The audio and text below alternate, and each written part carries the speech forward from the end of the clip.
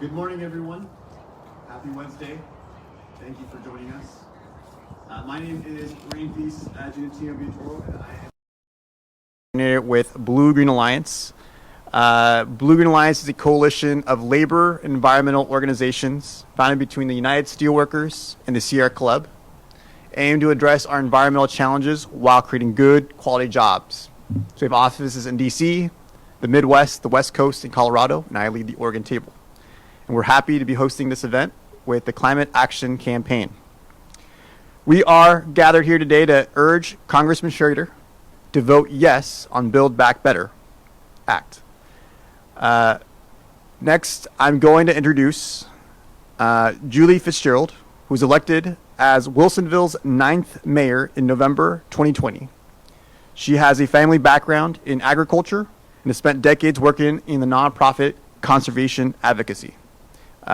Please give a round of applause for Mayor Julie Fitzgerald.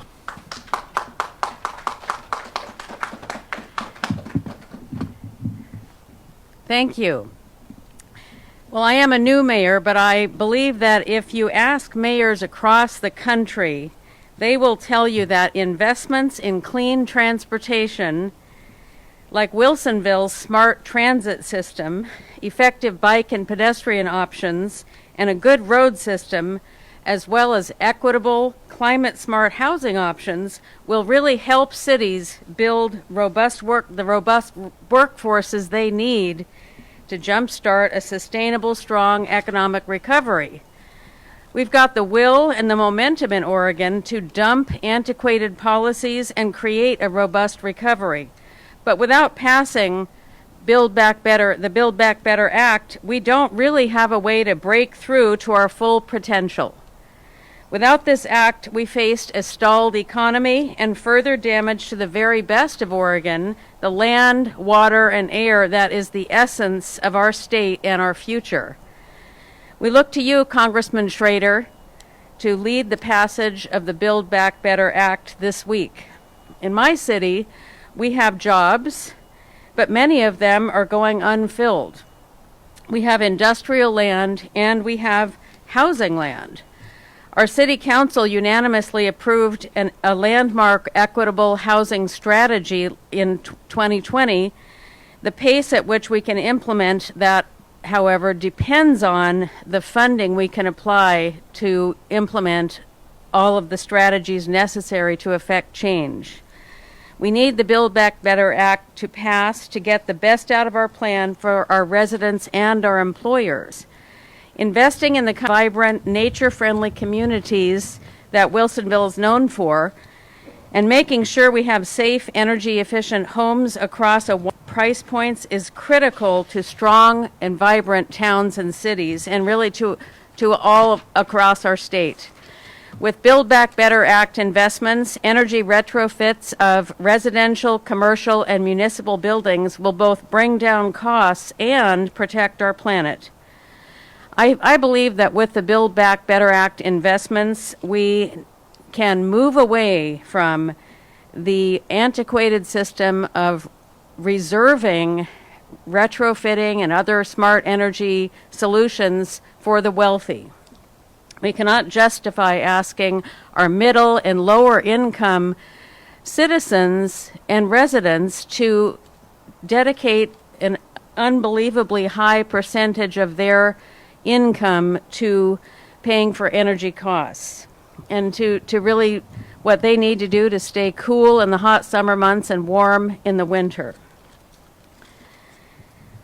I want to see Oregon celebrate our future with what we can do with the Build Back Better Act, and see that what we can do to do the best for our state. Without this, we really close the door to a generational opportunity. I grew up in rural Oregon on the coast in a logging and ranching family, and so I know a lot about what it takes to be in those industries, and I'm very excited about some of the investments the Act can make in those regards. And the city of Wilsonville happens to sit on the edge of a lot of great agricultural land and logging areas, and it's 20 minutes from our largest city. And so when you look at all the opportunities and needs we have in those sectors, I once again say, let's go for it. Let's do the best for Oregon. And thank you, Congressman Schrader, for helping to pass the Build Back Better Act. I would like to now introduce our next speaker, Christine Lewis, Metro Councilor. Christine Lewis represents District 2 of Metro, which includes the cities of Gladstone, Johnson City, Lake Oswego, Milwaukee, Happy Valley, Oregon City, River Grove, West Lynn, a portion of southwest Portland, and unincorporated parts of Clackamas County. She has a decade of experience in state and local government policy and advocacy roles, including board service with environmental organizations. Thank you, Christine.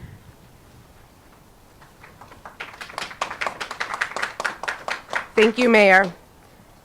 In my role, I have the immense pleasure and opportunity to not only serve the people of my district, but I have the honor to work with great leaders, local leaders like Mayor Fitzgerald and Mayor Gamba, who's here with us today. Great leadership at the local level makes great communities. I came here this morning still on a Zoom call with our Metro Oversight Committee for our housing bond. We were discussing what we can do in light of the frequent and severe extreme weather that we have here in Oregon. And we were talking about spending up to $10 million of our local money on air conditioning and cooling strategies for our most vulnerable. There's real need, and we are stepping up to the challenge. There's a lot of us who are dedicated at the state level, the regional level, and the local level to doing everything we can to confront climate change and create clean energy jobs. But the scale of these challenges requires the federal government and federal partnerships. The Build Back Better Act gives us resources we need to curb climate change and create clean tech jobs here in Oregon. My hope is that Representative Schrader follows through on his commitment and votes soon for the Build Back Better Act. Metro has helped our region prepare and think critically about climate change since the early 2000s. But our council has been even more laser focused over the past 2 years on climate change, and our constituents are demanding even more of us. Metro supports the Build Back Better Act because of its climate commitments, housing commitments, and the Superfund tax. It's a long bill. There's lots to be excited about, but climate change investments are the most existential and imperative. There's vehicle electrification. The school bus electrification in particular will get old, dirty diesel buses off the road and give us a new way of getting our kids to school that helps the climate. We'll also be able to invest in our climate STARS strategies and make it a reality. Right now it's just a plan. It needs to be funded. And particularly with when we're coupling these investments with the infrastructure bill, we'll be able to make walking, biking, and transit a reality in parts of the region where right now those just aren't choices. When it comes to the affordable housing investments, this bill will help make sure that thousands of Clackamas residents get to stay in housing. And in the Metro region, Metro has already put more money on the line than any other region in the country. And we'll be able to use this as leverage to make sure that people are staying in this region, staying safely sheltered. And at the end of the day, that's good for our communities, good for the climate.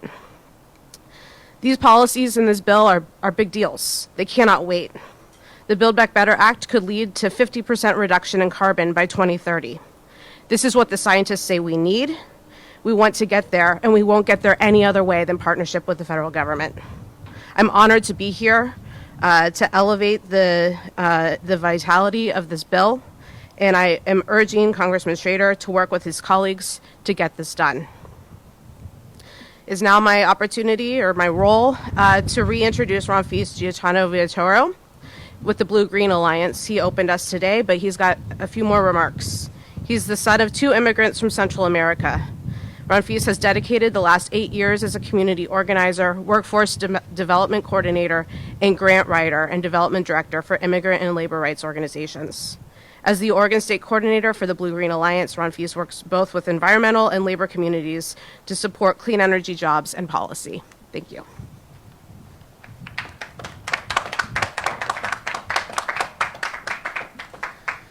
Hi, everyone. Again, my name is Ramfis Giatano-Villatoro.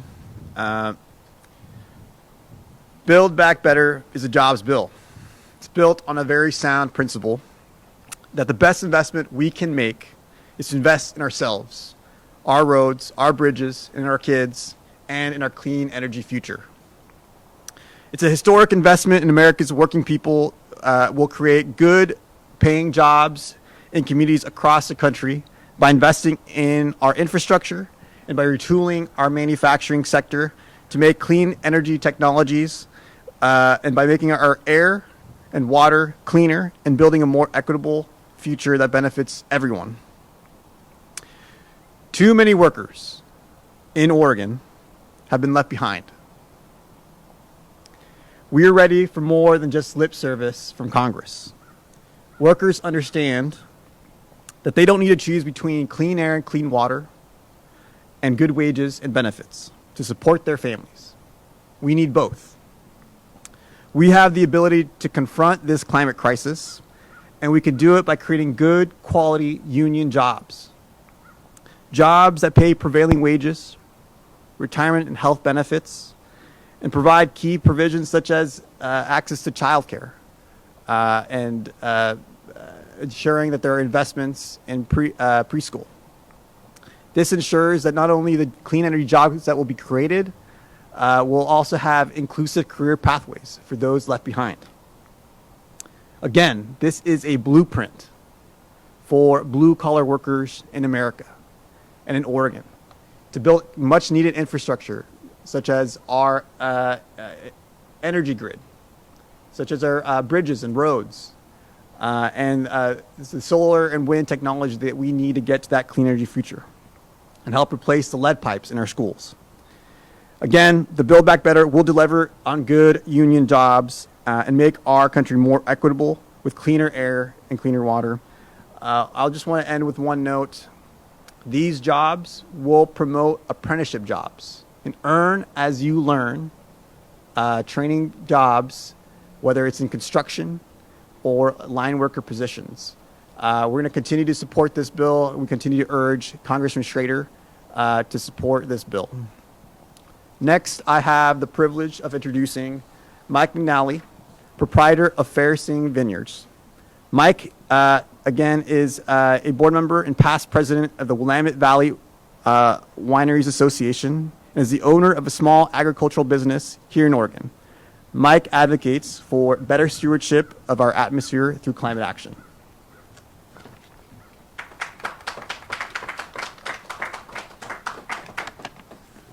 Thank you, Renfees. And thank you for this opportunity to make a few comments on the need for climate resiliency and the Build Back Better Act. As Renfees says, my wife and I are the proprietors of Fair-Sing Vineyard in the Willamette Valley. I am presenting today on behalf of Willamette Valley Wineries, but more importantly on behalf of our vineyard workers who create our wonderful grapes and our beautiful wines, and in particular the leadership of Piccoon located in Woodburn, Oregon. In preparing my remarks, I had a conversation with Dr. Greg Jones. Probably a lot of you don't know Greg, but he is a world-renowned wine climatologist and the CEO of Avicella Winery, one of the best-known wine climatologists in the world, best published. He noted that climate plays a critical role in crop productivity and quality and ultimately drives the economic sustainability of agriculture. Climate ultimately drives the economic sustainability of agriculture. According to Greg, the climate is the critical determinant in sustaining style and associated quality for a given wine variety in an area like the Willamette Valley. Our beautiful wines are dependent on resilient climate. Greg informed me that if current trends continue, temperatures in Oregon will rise by 5 degrees by the middle of the century. Can you imagine that? In the next 30 or 40 years, an average temperature rise of 5 degrees in Oregon? In addition, we will see less precipitation in the spring and summer, and as a result, less groundwater availability at a critical time for our crops. We will also continue to experience extreme weather events. Oregon's agricultural industries produce $50 billion of economic impact every year. $7 billion of that comes from our winery industries. Our agricultural workers, our farm workers, and our food processors are the heart of one of the most important industrial sectors, economic sectors in Oregon.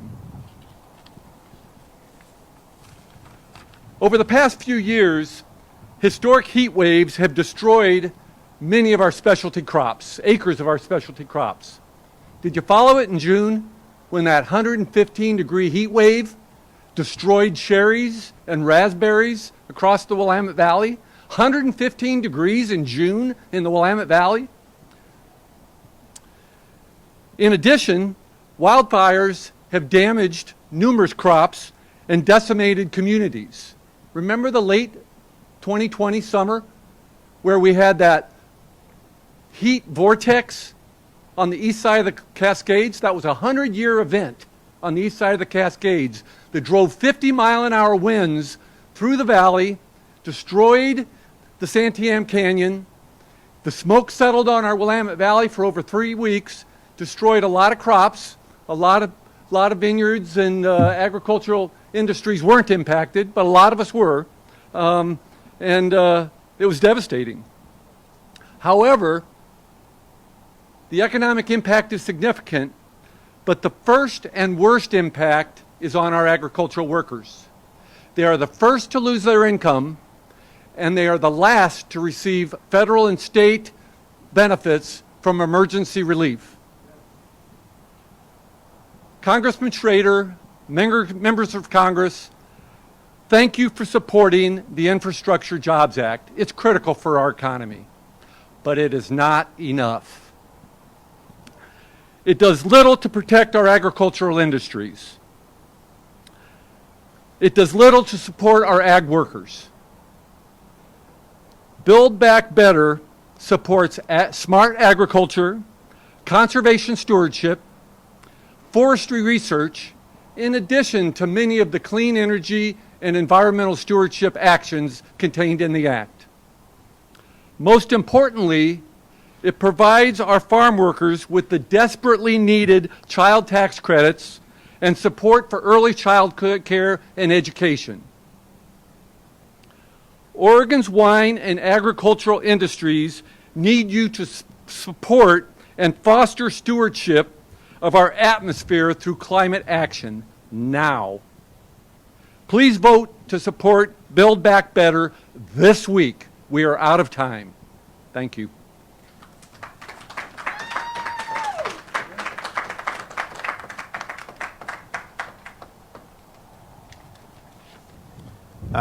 Thanks, Mike. I'm just going to conclude here with 3 figures here. 71, 75, and 83. Those aren't Powerball numbers, but it's 71% of the public supports climate action and job creation. 75 represents the 75% of voters who support Congress to go beyond the bipartisan infrastructure investments. And 83% is a figure that is the support of voters who are concerned about future generations being impacted by extreme weather. As we heard today, cities, counties, and regional governments like City of Wilsonville and Metro are acting on climate and are acting on addressing our extreme weather events. It's time for Congress to step up. We urge Congressman Schrader to stand by his word and vote on Build Back Better Act. And we encourage his colleagues to stand with him. Thank you.